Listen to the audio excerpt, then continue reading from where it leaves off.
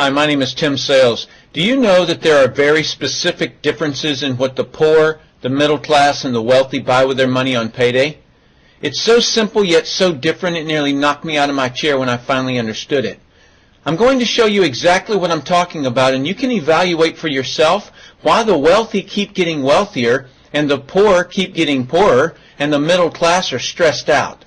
To understand this, I need to make sure you understand some basic business terms in the way that I'm using them. The words that you need to know are income, which means money you bring in, expenses, which means money you spend, assets, which is the most confusing one. An asset is defined as something that pays you. If you're an accountant or a financial planner, I just raised your eyebrows a little because the traditional definition of an asset is things you own. More on that in just a second.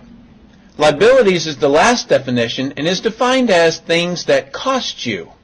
A house is typically viewed as an asset, but can it actually be a liability? Yes. By the definition I used earlier, anything that costs you money is a liability, not an asset. But to answer your curiosity, yes, a house can be considered an asset. When is it an asset? When it pays you money. If you were to buy a house and rent it out, and it paid you a positive cash flow every month, that would then be considered an asset. One more time on the definitions, just to be very clear before we continue. Income is money you make, expenses are money you spend, an asset pays you, and a liability costs you. Now let's look at what the poor buy on payday. On payday, the poor buy what I'm going to call stuff. What is stuff? Inexpensive things that people buy that they don't really need to survive. You go into someone's house and you can't find any counter or tabletop space in the whole house because of all the stuff on it.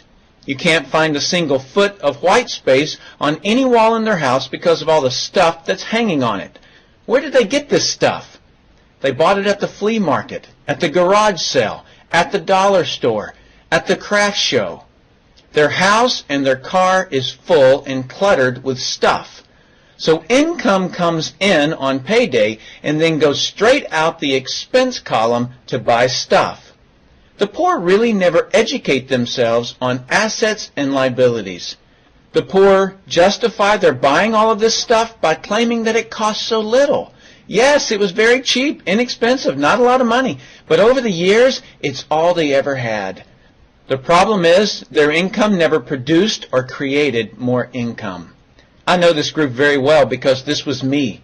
This was the way I was raised. I, in no way, am cutting or undermining this group of people or any other group. I just see a lot of financial pain out there and that need not be that way. I only want to help you, and hopefully you'll pass this information on to people you care about. Creating wealth is not a mystery. It's a formula. The only reason someone doesn't create wealth is because they don't know or don't apply the formula. Let's continue on and look at the middle class. The middle class is the group that society mistakenly thinks are the rich. They are not. Yes, they typically earn a six-figure income, but what they buy on payday keeps them prisoners of the middle class. What they buy on payday are liabilities. Remember the definition of a liability? Things that cost you? By buying liabilities, the money gets pushed up and out their expense column. Liabilities are items like cars, boats, houses, airplanes, credit card debt. Let me explain the way this happens. On payday, the middle class make a nice big paycheck. Let's say $15,000 for the month. They then split that down the middle and pay their monthly expenses with half, and with the other half, they make a down payment on a new car. The car costs $7,000 down, and after they tack on the insurance and the maintenance, that liability costs them $1,100 new dollars every single month. A few months go by and they want a boat, then a vacation home, a Rolex watch on the credit card, a vacation on the credit card, and before you know it, their liabilities have raised the expense levels to near or above their income levels. They actually spend equal to or more than they make, meaning that they have to go to work and make a certain amount of money every single month because of their liabilities. The other important issue with both the poor and the middle class is that normally all of their income is dependent on their own effort, meaning they've educated themselves to exchange their knowledge and expertise for someone's money. Here's an example. An attorney is knowledgeable about law, so people pay him or her money in exchange for that knowledge on an hourly basis. The problem there is that if they're not, the attorney, sharing that knowledge with a client, then the attorney is not making any money. Their stress level is as tight as a piano string. And if you were to ask them to go to dinner with you, they very rarely can because of how much money it'll cost them to take that time off. On the surface, life is merry. The reality is that it's a roller coaster ride. That's the middle class. Now let's look at what the wealthy buy. On payday, the wealthy buy assets. Again, an asset is something that pays you. If you want to become wealthy, buy assets that then earn you more income. The money wheel looks like this. Buy assets that produce cash, that then buy more assets that produce more cash, that then buy more assets that produce more cash. The wealthy spend their money and buy things that produce more money.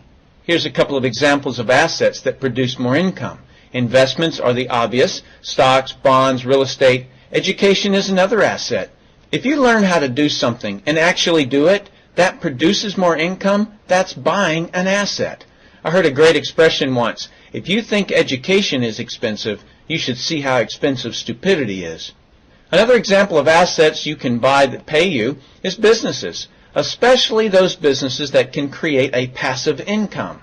Passive meaning that once you build it up, it pays you whether you're still building it or not. A little example is if you buy a pinball machine and put it in a barber shop. You don't spend any of the profits. You save them until you can buy another pinball machine and put it in another barber shop. This, by the way, was Warren Buffett's first business.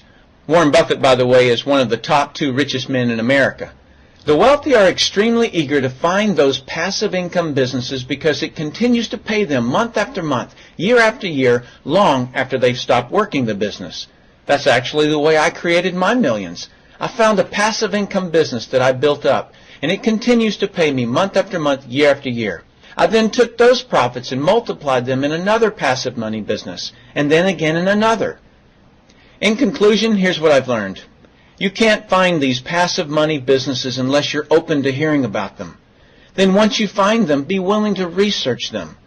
The reason I say this is that I answered a hokey little ad that I ended up making a couple of $1 million from, simply because of that ad.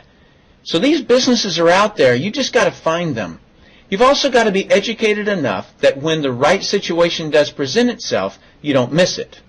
So remember, the poor buy stuff, the middle class buy liabilities, and the wealthy buy assets, preferably businesses that can create passive money.